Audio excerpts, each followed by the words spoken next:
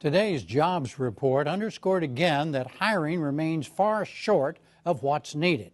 The NewsHour's economics correspondent, Paul Salmon, has been asking employers why they are reluctant to bring on more employees. And here is his report from Tennessee, part of his reporting on making sense of financial news. Nashville, Tennessee, a red state's blue city with a better than average economy. A good spot, we thought, to ask employers, how come you're not hiring more people? We can't afford to hire anybody. It's costing us a fortune to try to stay in business. For 34 years, Bobby Joslin's been making signs, from paper to neon. Become a Nashville fixture. Joslin Sign Company. Conveniently located here in Nashville, Tennessee. But Joslin's sign is struggling because of uncertainty, says Joslin, about federal policy, regulations, for instance. We're fighting mandates that just keep coming at us at nowhere.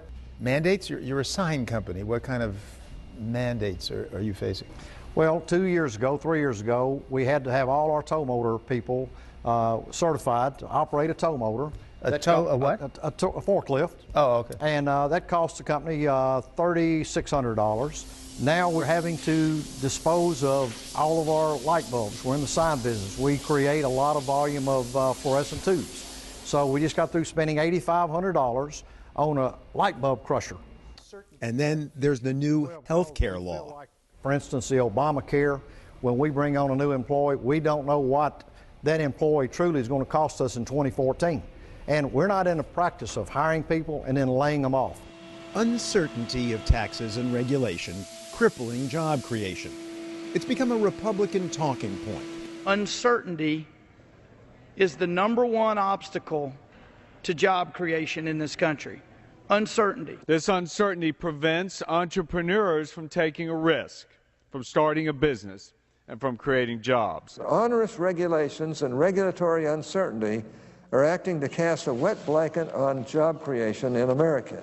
Is it too much to suggest that if you knew that Republicans were going to take over the White House and the Senate, you would be more reassured and therefore more likely to hire? Absolutely, because the policy of the Republican Party is less government in our lives.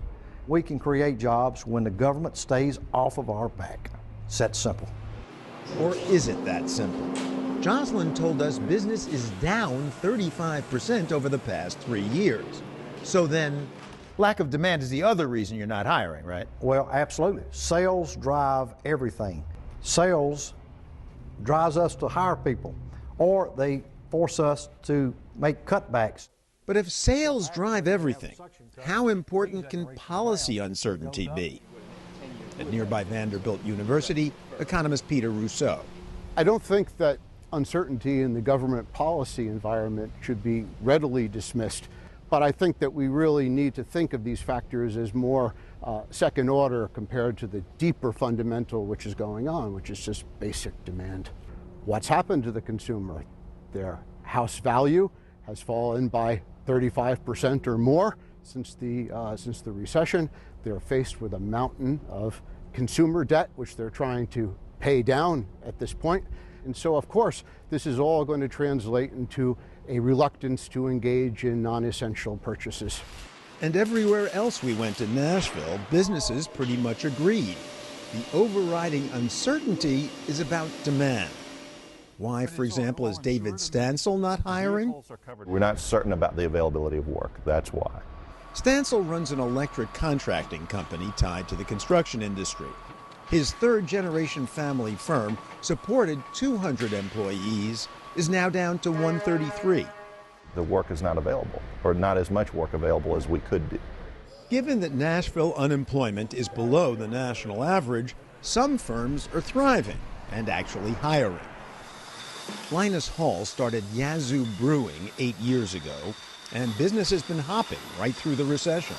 It seems in good times or bad, people like to drink beer, and it hadn't seemed to affect it this much at all. As for premium Yazoo, I think good beer is like an affordable luxury.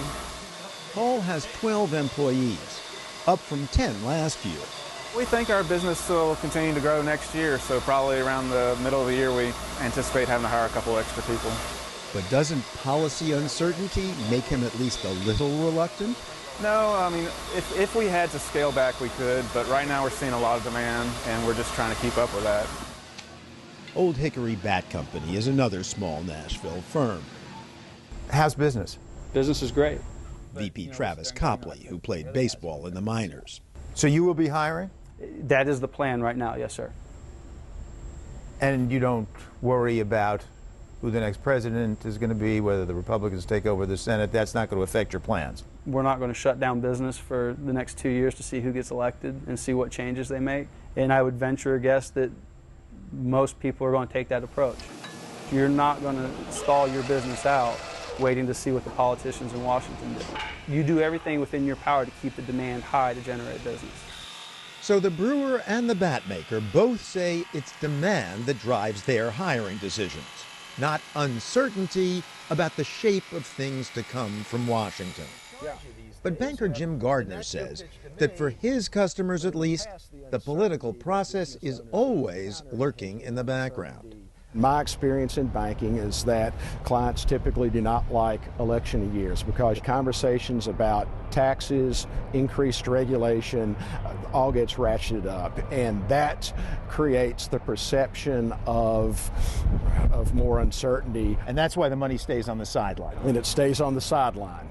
So we have a lot of clients with large deposit account balances and nothing or next to nothing drawn on operating lines of credit.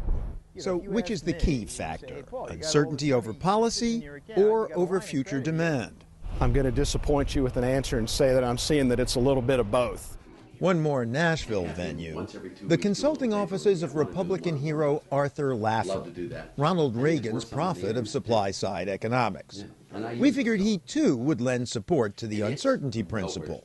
But uncertainty is not the problem. The problem is the prospects for lower returns in the future. That's the problem. And when you look at this economy, you know, it's a reasonable problem. It really is. Of course, if Laffer were certain that policy would change in his direction, of lower taxes on the wealthy, say, I would be willing to bet you a nickel that if you lower the tax rates, you'll create an investment environment that they will invest more than they otherwise would have invested. Lastly, Pulitzer Prize winner David K. Johnston, one of the country's foremost economics reporters with a specialty in taxes. He isn't in Tennessee, but at Reuters in New York. A businessman himself, he owns a small family firm managing a hotel. Johnston, too, emphasizes the primacy of demand. I need more customers, especially ones who can pay higher prices, and then I'll hire more workers. And every businessman I know says exactly that. Non-financial companies are sitting on over $3 trillion of cash, the latest IRS data shows. Companies are not investing that money because there's no demand. It's not because they're concerned that tax rates may go up or regulations may change. They need to have people and businesses with money to spend in order to invest.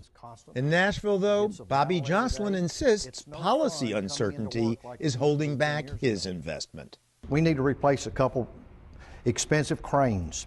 We're not going to do it because we don't know what the tax structure is going to be this time next year on our capital expenditure. We're holding off on that. And if you knew that taxes were going to be lower on capital expenditures next year, you'd buy the cranes now? In a New York minute. We would order the crane. We would order our cranes right now. To which Old Hickory Bat's Travis Copley counters, if it makes sense, you do it, regardless of what's going on in Washington at the time. And going on it will be for another year at the very least.